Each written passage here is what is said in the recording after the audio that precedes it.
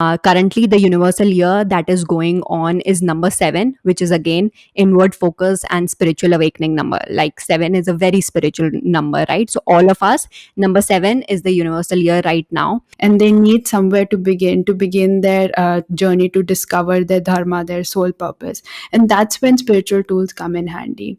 So they can help you in your healing process. Once a reflector, always a reflector, because you can't change that chart. So if you do believe in rebirths, you're always going to be reflector with different purposes, but you'll always have that openness to the world. You carry that energy all around. Astrology has also been very, very in the mainstream media for the past few years, because before that, like, a lot of people didn't believe in it, didn't think that it was scientifically true or had scientific evidence backing it up.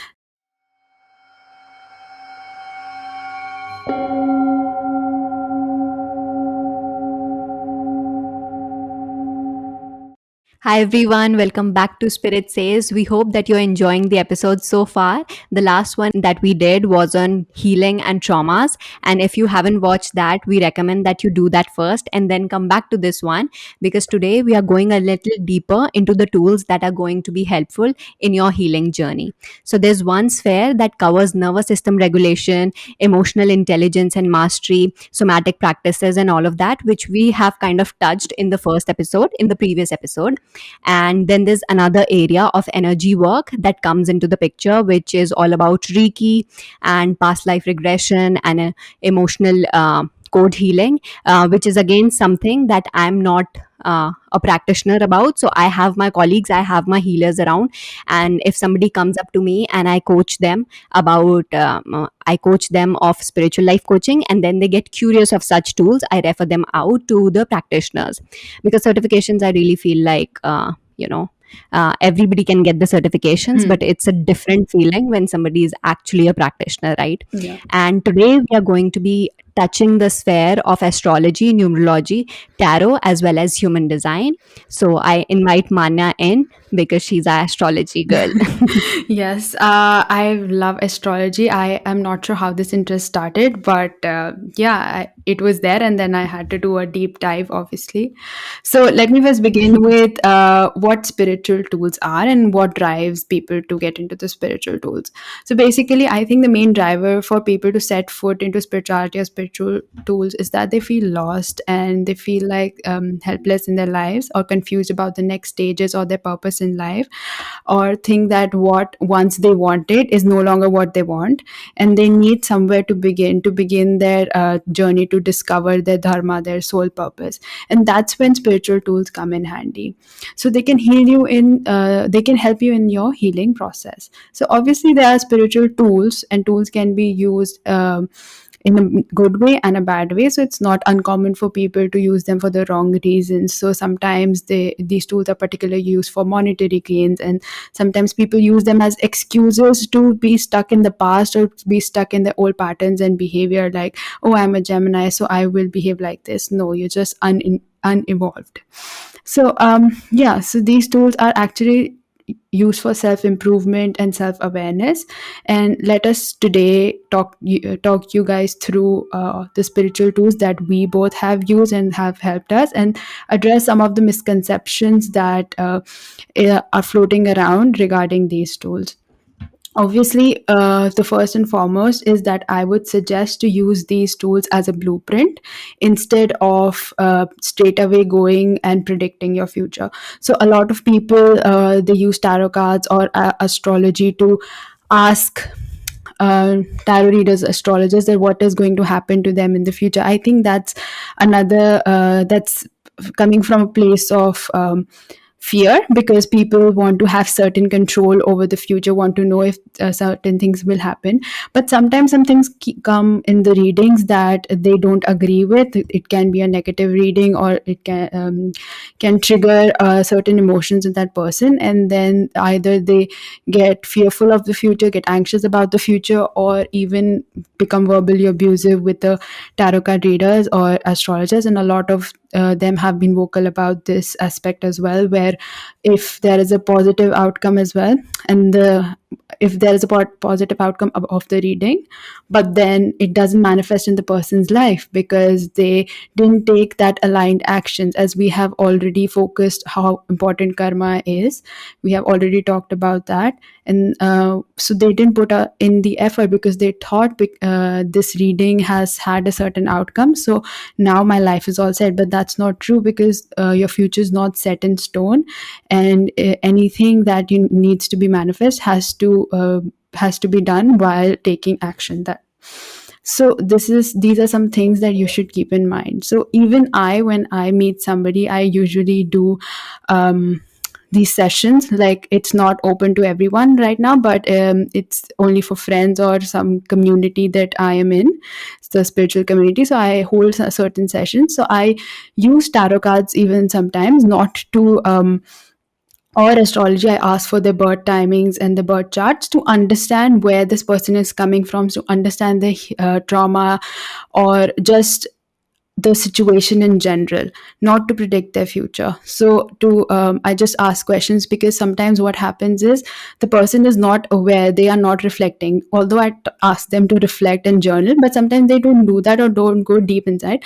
So the cards just provide me some insight of what is happening in their lives right now.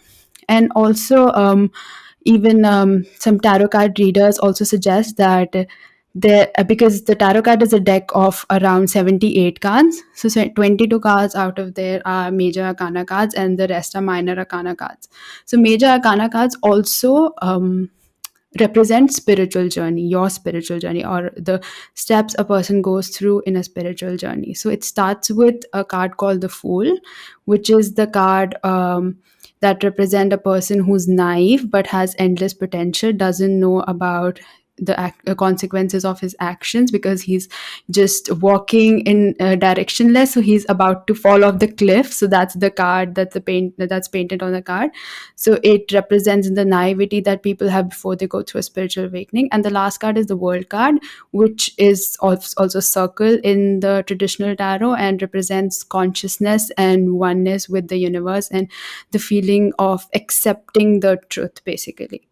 So I don't really know about too much about origin of tarot, but it was originated sometime around 1300 1300s, when a tarot deck was painted by someone for a king, and then it started evolving and used for fortune telling in Europe.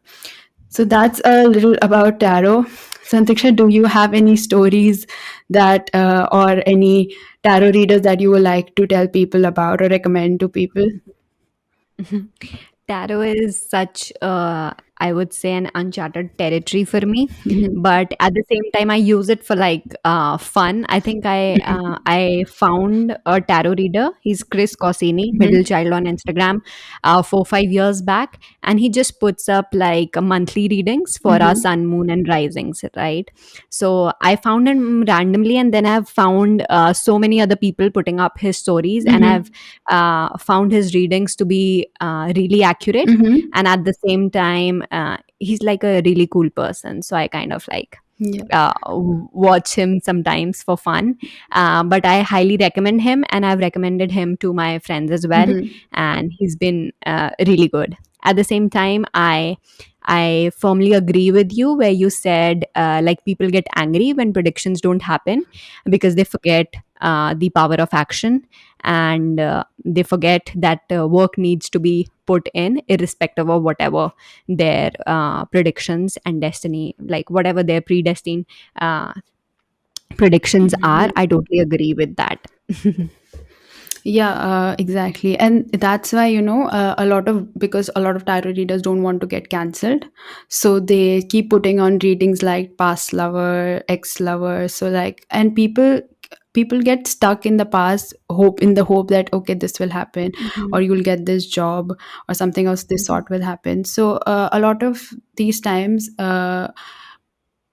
like they try to fit in the readers, and it's just harmful for the audience. And I know a lot of readers who are also very accurate and outspoken. If like this reading can trigger you, so please either calm yourself or don't take a reading, because they genuinely care about their audience. It's not that I'm saying that others don't, but it's just that they still have that way to go to set boundaries and put out the message that actually the people need to hear. So that's something about tarot. And now let's move to astrology then. So Astro- astrology has also been very, very in the mainstream media for the past few years, because before that, a lot of people didn't believe in it, didn't think that it was scientifically true or had scientific evidence backing it up. So, to those skeptics, I would like to say, some people also asked me once that why do you and then Triksha post about the moon. So to them, I said that okay, think about it this way. During full moon we have high tides, right? Because there is a relationship between moon and water. So our body is also made up of water, isn't it? You are a chemistry major, you know that, right? So and then she was like, yeah, so it affects us in some way or the other, isn't it? And she was like, yeah, if you say it like that, it totally makes sense. So obviously it does have scientific reasoning behind it, but due to the capitalization of the concept, a lot of things, a lot of concepts have been taken away from astrology. So first of all, it was like only sun signs are used. So whenever somebody looks at their chart, not even chart, horoscope, they go for their sun sign. They go for the sun sign. That's also based on tropical astrology. Sometimes people check the sun sign in tropical astrology. There, Tropical, just a second. Tropical is Western, yes, right? yes, tropical is Western astrology. So And through that, sidereal yeah, and sidereal, is Vedic. yeah. I'll come to it Yeah, carry on, next. carry Yeah. on. So, so sun sign is just one aspect of that. So, what happened was during Industrial Revolution, to sell more newspapers, there was this thing done by the media that they're gonna put in horoscopes so that people get more invested in it, and they sell more newspapers. So that's where sun sign horoscope came into play, because in reality astrology is much more nuanced. It has like 9 planets in Vedic astrology and 12 houses.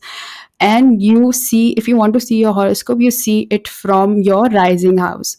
And there are degrees, then there are aspects, then there are different charts for different things. So there's a Navamsha chart, there is birth chart or your Lagna chart. So if you want to see your job, there's a D9 chart. So there are totally different types of charts, and there are different types of astrology. So it's very nuanced, but it was reduced to just to sun sign because of that capitalistic view. So it's very easy to find your soul purpose through astrology. Actually, you have to look at your first house and your 10th house, and you can get to know so much about where the direction of your life is. And it's a very good starting point. You don't have to live everything according to your chart, but it's very nice to start from there and then progress if you are feeling lost. So now, as I was saying, a lot of people say that astrology is not a science. That's because if you do a regression analysis and you just take one dependent variable, just like you were doing with sun sign, obviously the analysis is not going to work, right? Because there is just one thing where are the things that that it's dependent on. So there are a lot of variables in astrology as well, just like there are a lot of variables in a regression analysis. And also it's data driven as well, in the sense like you look in the past, like what transit in the chart happened with which correlates to which event in the real world. And then you make these assumptions that okay, when Pluto transits, these happens, rains fall over or whatever, and then you predict. So that's very, when you're well, you have a deeper knowledge about astrology. But if you want to start, you should use it as a blueprint to get to know more about you, to get to know about your dharma, or to get to know about how the environment around you is working for you. Okay. Yeah, as I was saying, again, there are 12 houses. So it starts from yourself. So the first house in astrology is yourself. And then it goes to the 12th house, which is your subconscious and losses, dreams, everything. So it's a full circle. Now, to tell you a little bit about the origin of astrology. So the Vedic astrology. So there are two types of astrologies. There's tropical astrology and there's sidereal astrology. Tropical astrology is basically what the Western astrologers use. You must have seen circle in a lot of videos, in TikTok videos. That's how tropical astrologers draw the birth chart. So but Vedic astrologers, there's a square. So all the most of the South Indians, sorry, most of the Indians have kundalis. So North Indians have a squared kundali with triangles or diamonds, and South Indians have square kundalis with squares inside. So that's a difference too.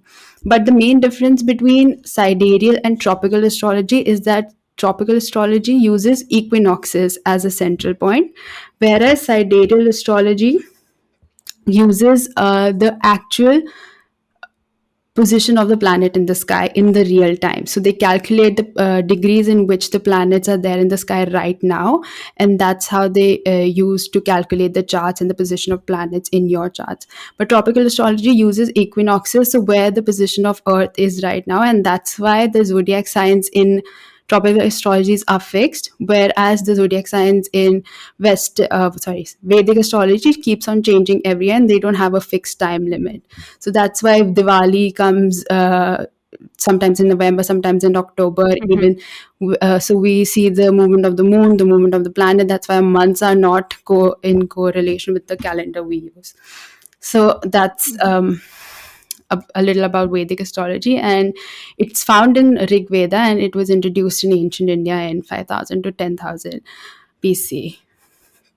Mhm. Um, I think I've known this about Vedic and Western. The basic difference, I think, which I resonate with, has been that Vedic obviously comes from the Vedas and is more dependent on the positioning of the moon, and the Western astrology considers positioning of the moon and the equinoxes, as you mhm, said. But I agree with you. I have taken both things into consideration, and mhm. what I have found is like a Vedic is generally told to be more Accurate. accurate than the tropical or Western astrology. Yes, even I find Vedic like more resonating with me than tropical. Mhm. But that doesn't mean tropical is all bad. Some things that resonate with me in tropical astrology are the outer planets. So Vedic astrology doesn't consider the outer planets like planets after Saturn, while tropical astrology does consider planets like Neptune, Pluto. So Mhm. when I talked to some tropical astrologers, they told me about how these planets influence us, because they're more like structural planets. So they usually change the structure of like the world, and doesn't affect an individual as much.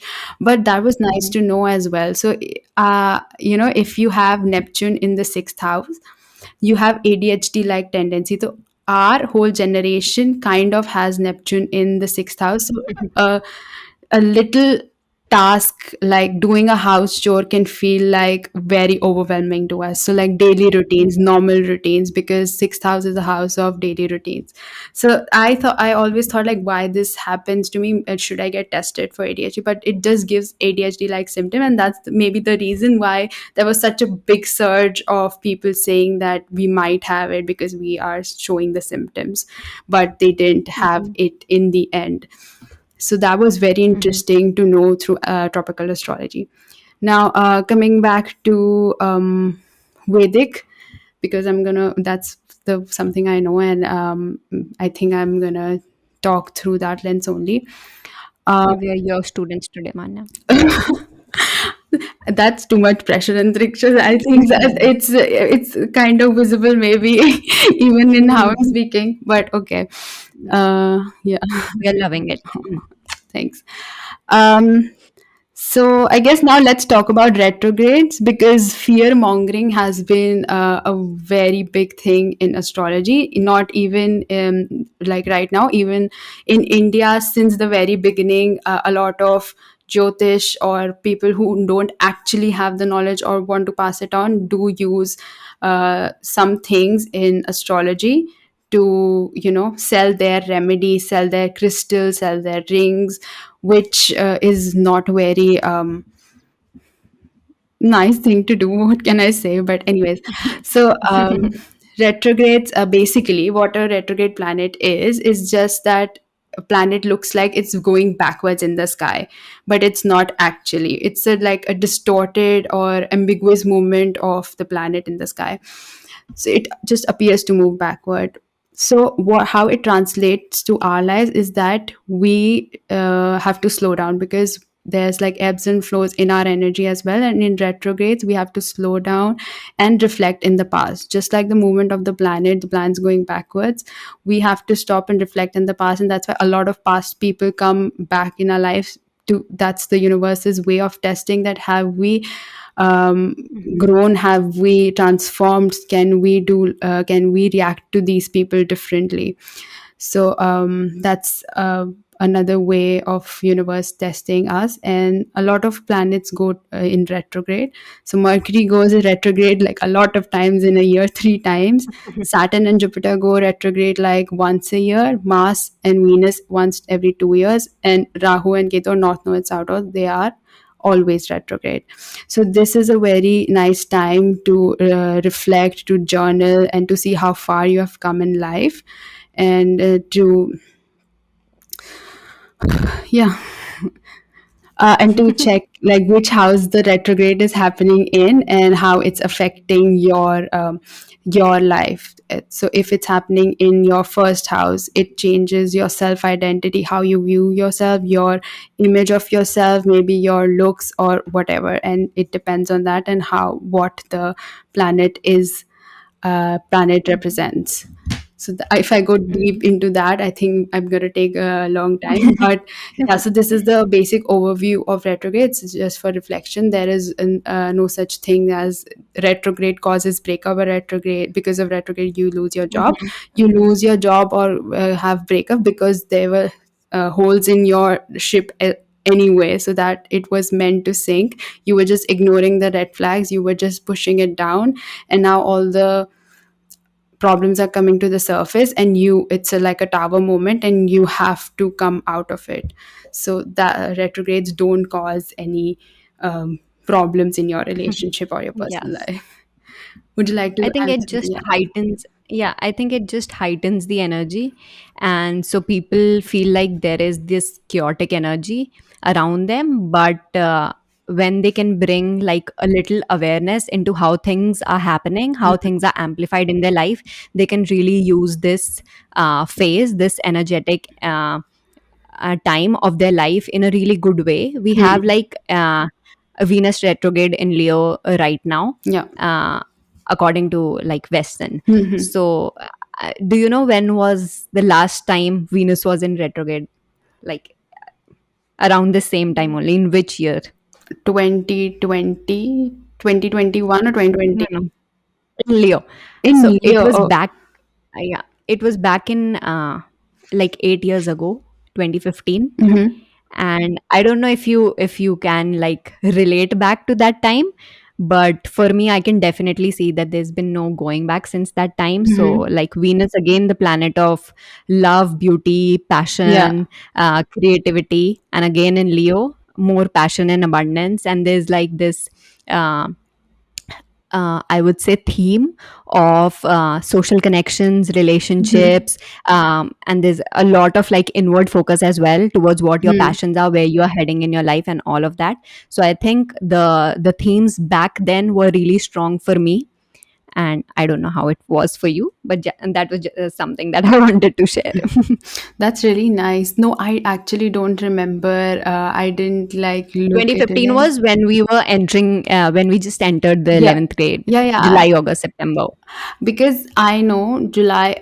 because it was in Leo, so obviously it means it was in my first house. So yes, you are right. I had this sudden urge to change my appearance, and because of that I started like really working out. So I think maybe it's related to that, because my relationship wasn't it wasn't affected. So I became passionate towards my dreams and my goals, because I wanted to put myself first. And So yeah. relationships is not just like the romantic relationship. Hmm. Relationship was all is also like our sense of identity Yeah. and how we are socializing and how different people might have influenced our life in a Uh-huh. different way and how we kind of regained our sense of self Mm. or kind of navigated that period of time. So Yeah. I think that was something that was really heightened for me back then. Yeah, now you're saying it's coming a little back to me, because August, September, it was when we started 11th, and yes, it was so different from how I was in 10th grade. So, Mhm. yes, Mhm. absolutely. Okay, would you like to add something, or should we move forward? No, I think we can. There was just this Vedic and Western thing. I think you've already covered that Yeah. part. So like even in Mercury, another thing about fear mongering that has been done in India a lot is regarding being manglik. So manglik, it means when you just have a really good placement of Mars. So Mars is something that makes you aggressive and makes you highly sexual, not in a bad way, just very sex appeal is heightened and everything. So astrologers recommend that if you are marrying someone, especially arranged marriage, a Manglik person shouldn't marry a non-Manglik person. But that doesn't mean the other one would die. It just means they won't be compatible. But the thing is, if you've been in a relationship, you have very good communication. You can communicate about your needs, about your uh, temper, anger. Then it's no problem. So you don't have to marry a tree for a remedy or a dog for a remedy or whatever. It just depends upon how you communicate those needs. So if you have been in a relationship and one is mangling, other is not mangling, it's not a big deal, because you know how to communicate. You are already compatible. So this has been going on since a long time, that I think women, even men, but especially women, have been shamed for being manglik, which is in, and the media hasn't, the mainstream media hasn't helped. So in every serial, if they want to show something bad, they say that this girl is manglik, so she can't get married. That's bullshit. It's a good placement to have Mars. If you have Mars in if you are mangre, that means you have Mars in a good place, and that also means you're very action oriented. So you can physically manifest a lot of things, Mhm. because you're going to put in the work that's needed. So don't listen to anybody who tells you that that's not a good placement to have. Sorry. So I think this is all I have about traditional astrology. But I'm going to introduce you guys to a new tool that's come like a few years ago. It's called astrocartography, and Mhm. so it's basically a Western tool, but you can use your Vedic chart to map your placements around the world. So if you just put your normal chart in a software, what it does, it shows you all the places where the planets were positioned and their energies were heightened around the globe. So if when you were born, like I'm not going to tell my time. I was about to tell my time. So if you're born at 12 o'clock, maybe. So at 12 o'clock, moon was near maybe Russia, or sun was in I don't know, America. So it goes like this, and there's an ascendant line and a descendant line, and there are because it is a Western tool, it has more than just a nine planet. It also has asteroids and Chiron and everything. So you with this tool you can deduce where you want to go, so where you can find love. So if you go to your Venus line, you can and see where Venus is in your chart, so it's a very good place to find love. Jupiter, the place where your Jupiter line passes through, is a very good place for your career. So I would just like to quickly tell you my example. So Have you gone? yeah Have you gone to some place, Manna? so when I Oh. was in when I was in university, I didn't know this. Just like last month or 2 months ago, I realized when I was in university, I was near my Saturn line. So Saturn is a Mhm. very my favorite planet. I don't know. Maybe it's because it never leaves me alone. I have a lot of Saturn influence in my life, anyways. So I was near my Saturn line, and it was descendant line. So when a line is descending, it means that the energies that you're going to feed in that place is through relationships and friendship. And Saturn is the planet of karma and daily routine, setting boundaries.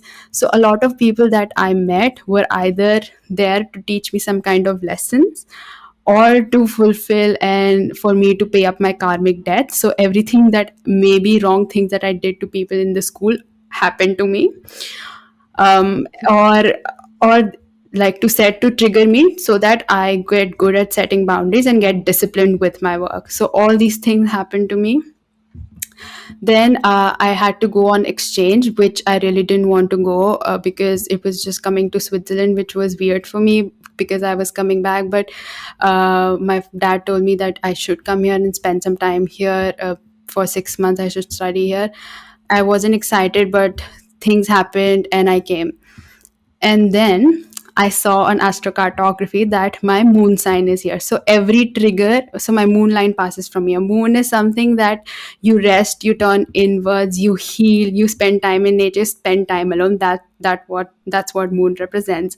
So all the triggers that I faced there during my studies, I came here and then I reflected on them. I healed from them.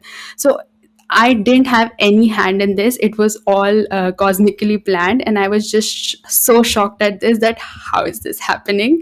But it was really nice to see that universe had my back. Fun story Yeah. time. Yes. Have you seen your I think I astro Sorry. yeah, I've seen the chart, but like just in a flow. So I Mm-hmm. haven't been, yeah, I've seen the places where I should be going, Mm-hmm. but I haven't had the chance to kind of Read it. sit with it. Mm-hmm. You were saying something. Go ahead. No, I was saying that only. I think I got curious about the card when I heard it from somebody. Mm-hmm. I took out and I wrote down the places, and that was just about it. Mm-hmm. But it's nice that you have had the experience. Yeah, because I was Mhm. studying one day and I just thought, let's look back. Why I don't have, because a lot of people have friends from college, and why I don't talk to anybody from my university. Because it was like, I can't say they were bad people or I was bad or they were good people, but somewhere in my mind was like, they taught me lessons. I can't label them as bad, obviously, that I don't talk to them or they were bad for me. But then, yeah, when I saw this, it was like, okay, it was meant for a short period of time and now it's done and it's time to move on. So that was kind of closure for me. Mhm. Okay, so Manya, was there, like, is there, because from my side, I don't think I have anything to add on to that. Is there anything else? No, I So, think I would like to tell a lot of people of Saturn return, but I have a very interesting case study. So you should watch it until the end if you want to know things about Saturn return. But right now, I think we should talk about another spiritual tool, which is numerology. So, Antriksha, would you shed some light upon it? uh, yes. So, as astrology has so many layers attached to it, it's kind of complex. But when it comes to numerology, it has that rational, straightforward touch to it. And that is why I think globally men are kind of attracted to it Hmm. more, because it is like direct. It's, and when we speak of numbers, the first thing that comes to our mind is our angel numbers, right? Hmm. Angel numbers are repeating numbers like 222, 333, or in a set of 411, 1111, so to say. But the thing is that angel numbers are obviously guiding numbers, universal signs, and there are a lot of definitions of them online, but at the same time it's important to know that the root, the foundation of all of those things are into in numerology. So if you haven't kind of studied and dived into a numerology, it's kind of futile to see whatever out is out there online, because for example 222 could mean an entirely different thing for me and could mean an entirely different thing for Manna. Yeah. So and online what we find is like there is one single Hmm. definition of the angel numbers that are, and that is given. Now, having said that, when it comes to numerology, there are 1 to 9 single digit numbers of our life path numbers, and then there are three like master numbers 11, 22, and 33. And master number 22, which is said to be the most powerful, but at the same time the shadows are also the most powerful then, right? Yeah. So it's not to say that one is greater than the other. The single digit life path numbers, you can do a simple Google search and find your life path number based on your time and date of birth, right? Hmm. So like the single digits have a very clear life path, have a very I would say powerful and clear energy, and reading attached to it. But then the master numbers have the spiritual background. So the master numbers have kind of a lot of responsibility for the collective on the shoulders. So Hmm. since I'm a master number, I kind of have done my research Hmm. on it more than the other things I know about other things, and I kind of go through that to my clients when they are interested in numerology.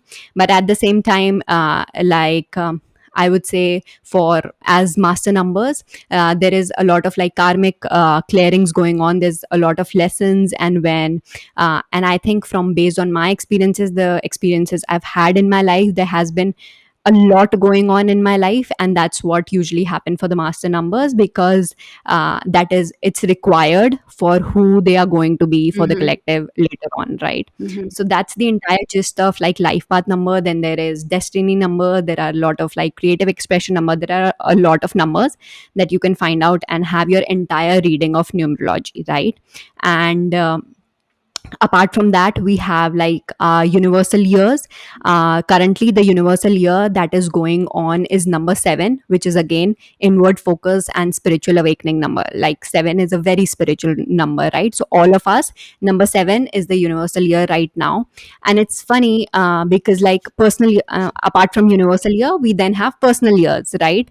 And the personal year that is currently going on for me is about balance and partnership. So balance, again, things are going into my life, but the partnership thing, we are having it right now.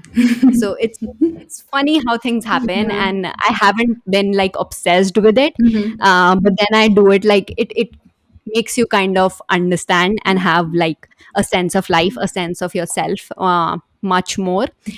Plus, coming back to like angel numbers, once you get your charts of numerology, you get all of that, then you'll be able to kind of detect the exact meaning of angel numbers when they come into your life.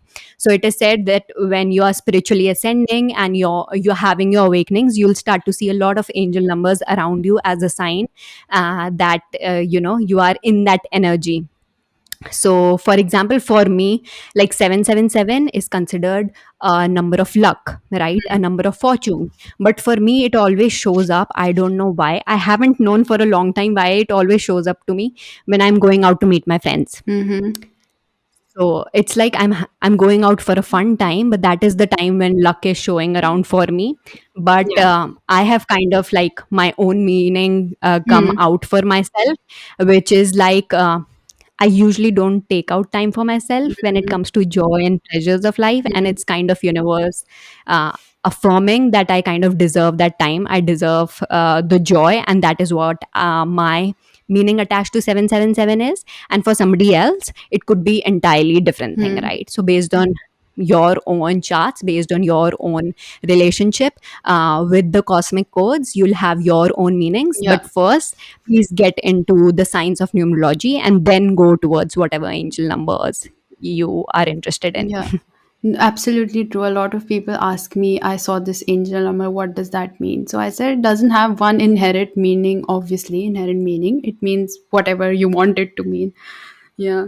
And 777 has been following me for the past few days. Everywhere I look, I don't know how many cars I've seen with 777 number plate. Like, okay, like maybe have a different number sometimes. So yeah, it's been crazy. And even in, what I do is with angel numbers is just I ask the universe for a sign. So like, don't show me it on a clock, but sometimes show me. Once I asked if you want me to pursue like or do this, I was doing some parliament thing, student parliament. If you want me to go ahead with this, show me 333. So I was like, I'm not gonna see it or whatever. And then I opened my phone, and this influencer, I don't even see her stories, had a story of a treadmill, and the treadmill's time or whatever was 333. I was like, okay, you shock me sometimes. It happens that way, and it could mean entirely different thing for her and Yeah, for you. yeah, But exactly. obviously, it's a universal sign. It's Hmm. a guiding sign, so it always has some like real Yes, significance and yeah. meaning attached to it. Amazing, right? How it works out, everything. Yes. Okay, so we have like, do you have anything to add to numerology, or we can head towards human I design? think we can head towards human design. Yeah, you covered most of it. All these tools are so like intense and so diverse, so we're just like quickly brushing through to give you a gist An of it, overview, because yeah. like again, now we are starting with human design. It's again like I've been studying it for 2 years, and then I got Mhm. into a course and we were being trained, and still today I'm like discovering more and Mhm. more things about it. So it's like Exactly. it goes like that. It's like years of research, 20 years of studies and research done into something. You can't get trained into something in Hmm. a few months or Months. years, right? Especially these kind of tools which have been in our life or in the world for ages and ages. They have so Hmm. much Hmm. of knowledge within them. And I always feel like you were speaking about people being skeptic. For me, I think I always say science is always keeping up with spirituality, because the things like Yeah. spirituality has already told ages ago, uh, they get discovered and kind Hmm. of proven just like in recent Hmm. decades, right? Yeah. So let's start with like human design. I think human design for me, how I describe it as a permission slip to your own essence, because okay, so human design, apart from, it takes into account the astrology part, which is like the positioning of the planets, but at the same time it also includes three other things, which are some Chinese itchings, Kabbalah, and the chakra system, right? So it covers all of those things, and then it brings out a modern system for us. And basically, like, we have the sun signs in zodiacs, right? The main things Mhm. in human design, we have five energy types, right? So there is generator, manifesting generator, manifestors, reflectors, and projectors. So I'm a generator. Manya here is a projector. I thought you were Manjan.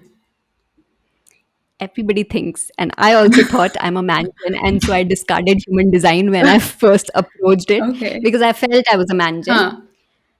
Okay, so generators, manifesting generators, and manifestors, these three categories are like high energy people. The world is full of generators. The most majority of the people we have across the world is generator. I think the world demands it at the Mhm. moment. We have this hustle culture, we have this culture of 9 to 5, go, go, go. And naturally, generators are kind of, it's Leading the that. time for generators. Huh? Yeah, but at the same time, I think what where generators get misunderstood or get taken advantage of is like, people approach generators because they are naturally high energy people Mhm. for everything, like, for every responsibility, for all the things of the for the responsibilities of the world, we tend to go towards a generator. But the thing is, we fall flat because when we take on projects which are not aligned with our own joy, with our own mission. And that's the kind of work for generators. They have to align themselves with the joy, and when they follow their joy, then obviously things get into alignment, and they are going to be much more successful and feel the fulfillment. Otherwise, they'll just be in soul sucking job, and will just be on this like conveyor belt, and they'll be getting taken advantage of, right? Mhm. That's the thing for generators. And where the work that is needed by them is figuring out their joy and following that joy, and the success, the help, the purpose, the help towards humanity is going to be all a byproduct of them following their joys, right? So the second thing comes is manifesting generators. Again, a lot of people are manifesting generators. The very stereotypical kind of explanation of manifesting generators are they are multi-passionate people, right? So I first thought that I was a manifesting generator because obviously I wear many hats, but at the same time one thing that clicked for me with time was manifesting generators find it hard to kind of finish the projects, right? They leave things open or Hmm. unfinished because they are constantly attracted to so many different passions, and manifesting generators keep on like changing their careers a lot.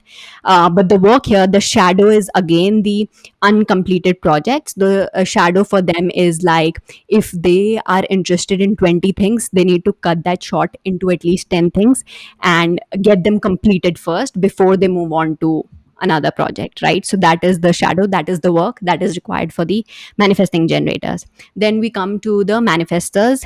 So manifestors have very individualistic energy. They are like here to start movements, to start missions, to start with new ideas, and then the people are going to be following them eventually. But they get like a lot of the times they get this judgment because they have that individual vibe since they are little kids. They want to go their own way, have their own ideas, start off with something like very differently. uh, but their shadow is like they go all in on nothing at all. So Hmm. they're like if they're into something, if they have the idea, the mission, they go like they give the 1000%, maybe more than generators as well. But when they're not feeling it, they it comes down to 10%. And I think the example that I could give is Adele. She like takes time to create her album. She goes all in and then she retreats back. Then Hmm. she takes her time. She takes long pauses as well. Hmm. So like she has her time, right? And then she takes time to recharge. Then we come to projectors, which is Manya here. Projectors, do you know Manya? These are the recent addition to the world, and these are the youngest people I didn't that know we that. have. No, I had no idea about it. You tell me more. Yeah. So projectors are the youngest edition, Okay. and because like the top three that we have discussed fitting to the Huh. requiring for that high energy world, but at the same time inconsistent energy again is something that makes them feel uncomfortable. Yes. But for projectors it becomes even more hard, right? Because for projectors, like manifestors, I've told you, they have like their periods, like their years of high, and then they have their years of retreating inwards. But for projectors it happens on a daily basis. Hmm. So like you have your moments of productivity in a day, 2 3 hours of like the productive moment, productive time, and then the rest of the hours you need the rest, you need the conscious pause because Hmm. you have that intuitive gifts. You need the pause, you need the rest, you need the recharge, right? That is what happens with projectors. The shadow of the projectors is that they have an eye for things. So they are quite observant of what's going right, what's not going right.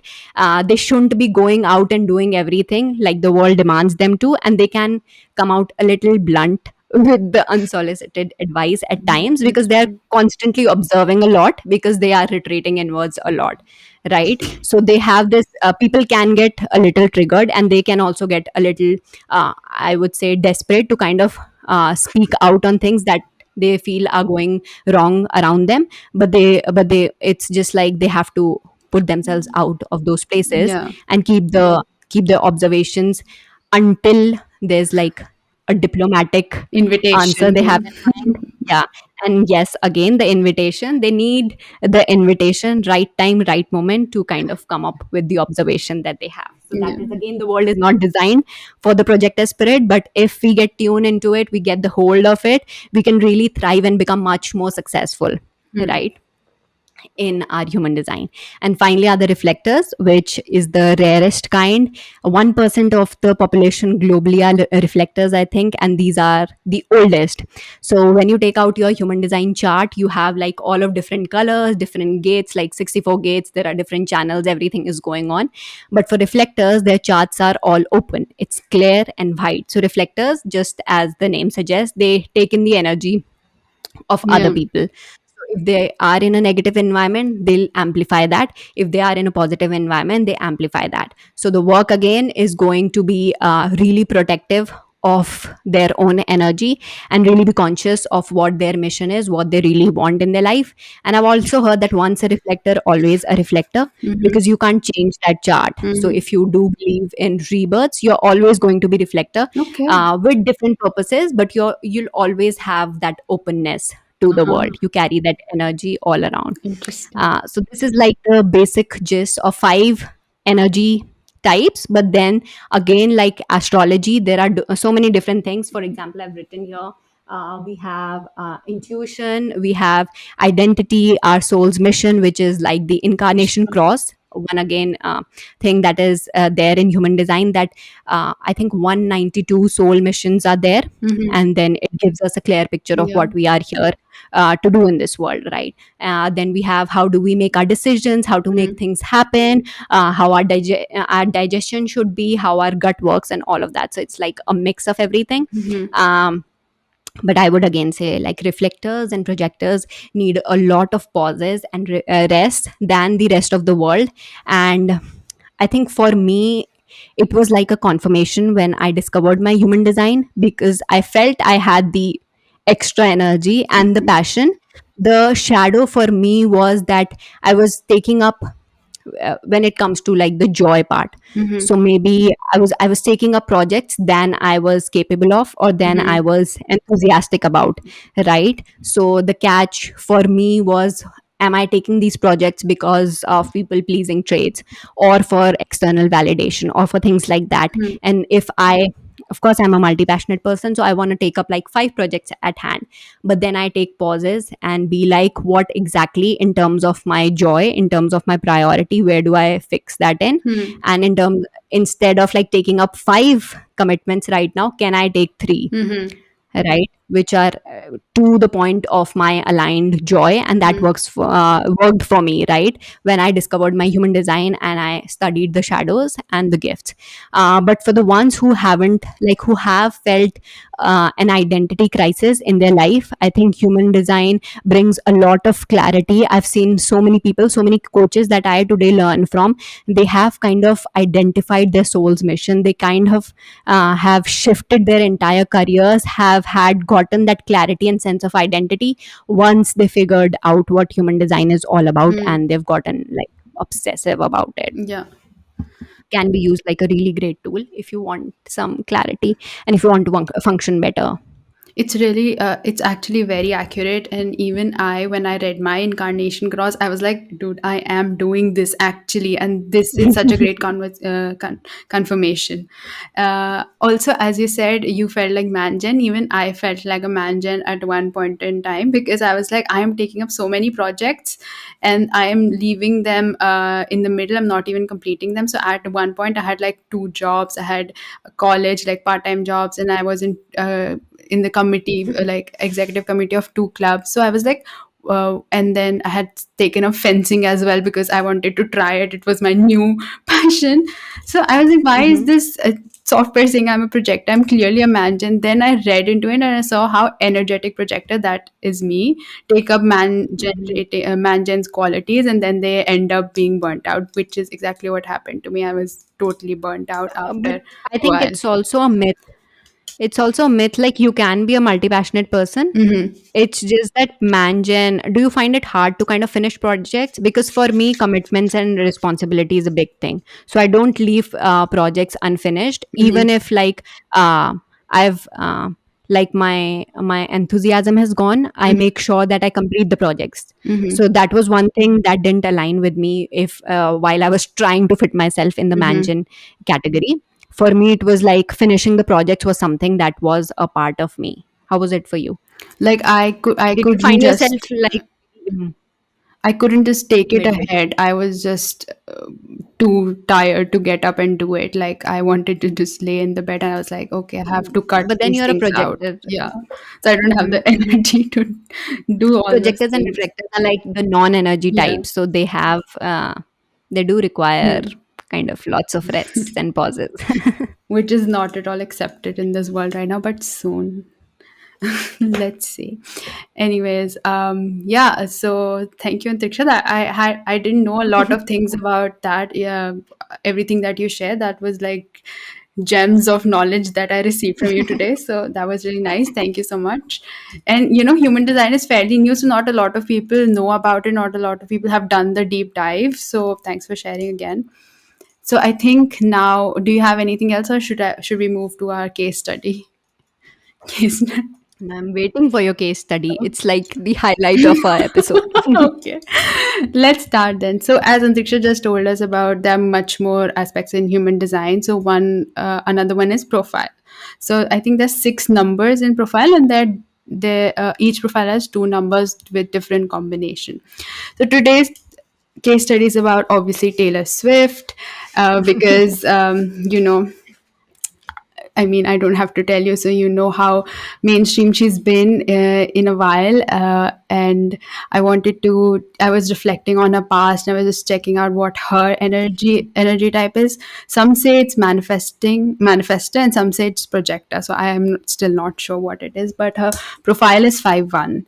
And people who have 5-1 profile, they are heretics. So especially with the 5 line. So their weakness or their shadow self is that they have this strong dependence on their reputation. So they literally want to take actions that shape people's opinions of them. So to an extent that it gets unhealthy. So maybe if a critic said something about her, she would try to change it. That you can see it in her Billboard speech as well, that if they told her that you have done genre change, so she just changed the whole genre from country to pop. And if they said that you are dating too much, then she's completely stopped dating, as she's saying. So and also how she viewed herself depended highly on people's opinion of herself. So to an extent that it must have gotten really hard for her, because it's not easy to accept each and everyone when you are in such a space that everyone has an opinion about you, like the world's population has an opinion about you, and you internalize that and you start viewing yourself as such. It must have gotten really hard for her, obviously. So now we come to Saturn return. So Saturn return is happens to everybody between the age of 26 to 31. So it's when the Saturn returns to the same place where it was during the time you were born. So the same house, same sign. So Saturn return is the period where many of us have spiritual awakenings because we go through these tower moments, these awakenings, karmic lessons, and everything. It's a tough time, but then the reward Saturn gives is amazing. Even Steve Jobs made iPhone after he went through his Saturn return. So it's a difficult period, but then you come out as this new transformed person. So in 2016, Kanye released the song Famous, which obviously everyone knows about. Kanye is well aware about Kanye Taylor feud, and he released a song called Famous, which mentioned Swift, and it implied that she had done some favors to Kanye, and that's why she got famous. And you can easily find the details about the feud on the internet. So obviously, Swift's world was like crashed down, because now her image was that she wasn't self-made, and then it continued to grow to the extent that people started calling her snake, or started calling this Taylor Swift is over party. Hashtags were trending on Twitter, and people's perception of her suddenly changed, and everyone just turned against her. So much as so she had to go in hiding, and then like disappear from parties in the mainstream media, and she was in hiding for that. So that was a tough year for her. And she had entered her Saturn period only, and she was 26, 27. So her main lesson through these things was that the people who are closest to her, only their opinions matter. So after she came out of this hibernation, she released an album called Reputation, and through that you could have seen her grow. That the only opinions that matter were of the people who were closest to her. So Saturn gave her all these lessons, and it doesn't matter what people think about it. You should know how to set boundaries. So basically, obviously, another thing that you notice in the album, the main symbol is snake. So I don't know if it was a deliberate attempt or coincidence, because everyone was calling her snake. So in Western sphere, a snake is somebody who's a backstabber or scamming person. But in Eastern or indigenous culture, a snake is the symbol of transformation, death, and rebirth, which she went through in her Saturn return. So that this it really fascinates me, like how what her shadow self was, how she was pushing it until Saturn came in, and it was like, stop. Now you have to build from the beginning, build the foundation that's stronger, and not listen to all these people. And what really matters is this. And I really like how she channeled it in her album. But yes, these were my observation, and it's amazing how universe plays its role in different things. Yeah. We've loved the case study. It got me this vibe of like doing a Western podcast Hmm. that comes into my reel space. Hmm. That whenever I'm scrolling and there comes where they are discussing some case study together, Really? like this thing has happened and this thing has happened now. So it was making me smile throughout. But what did you think? Did you have any insights, or did it raise any questions or any insights from you? And I think it was interesting to hear because I haven't been obsessed with Can't. media in that kind of way. But then, no, I have actually watched Kanye's documentary, Hmm. which is like based on his life, Hmm. uh, and it was nice as well. But this was something new, um, and it was like interesting. But at the same time, it kept reminding me of the podcast clips that I'm watching on Instagram. Yeah, should we do this in our new episodes? And Triksha, did you like that? Change our structure. Uh-huh. I love the case study part as well. It gives like a fun element Hmm. to our episode where we are taking a celebrity and kind of Yeah. discussing whatever in that gist because then we kind of discuss things for each other only. Hmm. So it's like an outsider. We are taking the example. It's fun. Yeah.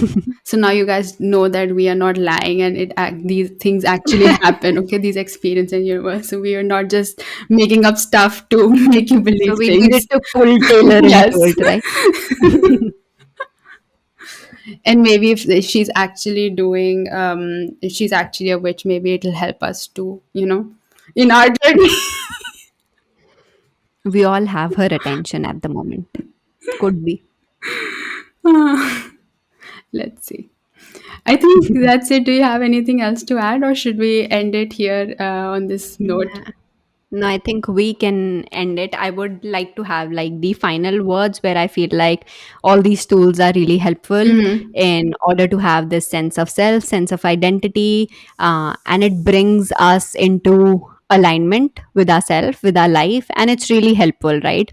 Also, I think you should be taking these as guiding steps towards becoming. A better person or like to be able to better function and experience this life much more fulfillingly. However, I think I've also come to realize that if you don't feel called to these things, Hmm. you don't have to kind of grill yourself or punish Yeah. yourself because uh, every soul is on its own journey and we have our own timings. If your entire life it could be like people like to bash the 3D world and its functioning and like call out the 9 to 5 culture, but at the same time I also believe like that there are a set of souls who are meant to do 3D right now. And if you, given that you are not in a soul sucking job, right? Hmm. If you're really passionate, if you're in the fields of corporate life, if you're into it, you do not have to like force yourself towards other things because when it's your time, your soul's going to be craving for all of these things on its own and you're going to know it on your own. So that's something that I wanted to add. Wait for your craving Yeah. and your soul's going to be guiding you. Yes. And use these tools to, if you feel called to, don't use it to, as an extension for your toxic behaviors, or to justify your toxic behaviors or toxic habits. Use it to improve yourself, as I said in the beginning.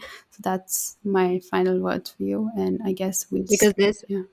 I think because there's shadows to everything, Hmm. right? When we Hmm. talk about our gifts, there's always equal shadows and equal lessons Hmm. and equal karmic debts that we have to clear Yeah. along the way. So be ready for that as well. Okay, then. See you next time, guys. Yes. See you, Manya. See See you, you. everyone. Bye. Have a good week. Bye bye.